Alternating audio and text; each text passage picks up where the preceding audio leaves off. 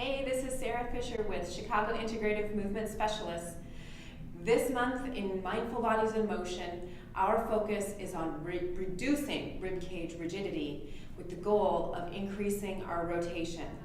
So we have to look at our self-check to create that awareness of where we're currently at right now and to know whether our activities are helping us or hindering us.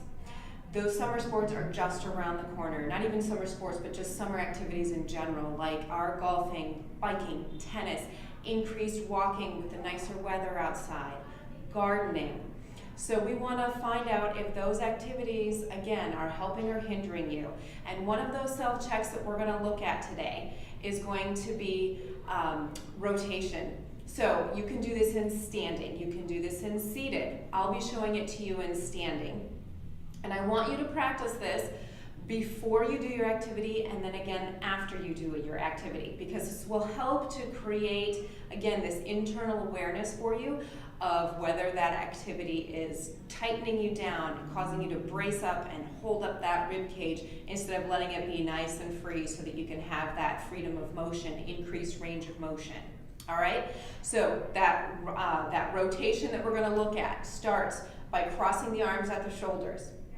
You're going to let your shoulders, trunk, head, and hips all go with you, and you're going to start by turning to your left. Get a sense of not only how far do you go, not how far can you make it go, but how far do you go, and then come back to center, and then compare it to the other side.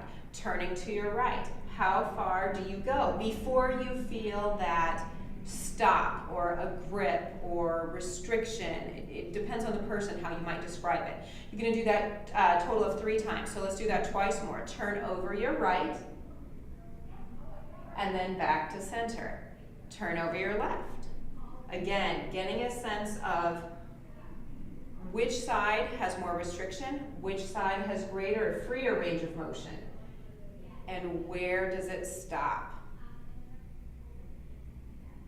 Okay? Now you're going to tuck that little bit of information away in the back of your brain so that you can come back to it later. The next thing we're going to look at is breathing in 2 different parts. You're going to place one hand on the sternum and one hand on the abdomen. So the goal with this is not to take a judging breath. Don't try to put your breath where you think it should go or where you know it should go. Just observe. Their hands are here to observe. So you're going to take 3 breaths and notice, does your breath go into both hands, the chest and the abdomen, or does it only go to one area or one area more than the other? Okay, so here we go. You can even close your eyes on this if you need to take out other stimulus, and 3 breaths.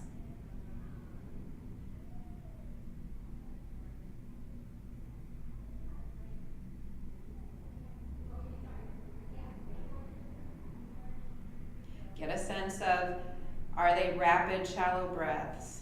Are they calming breaths? Do they rise to the hands? The second part of this breath observation is going to be hands on the lower rib cage.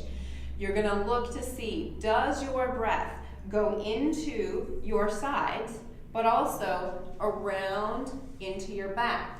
So in order to do that, again, you're going to take 3 breaths and observe. Does that breath expand into right and left sides? And does it feel like it even starts to expand into your back? Is it the same on both sides? Or is it easier to breathe into one side than the other? These are all little bits of information that we want to keep tucked away and bring back. Go do your activities, come back, check in, start to find out what's happening during those activities, and are you maintaining your freedom of motion, or are you starting to get rigid and compressed?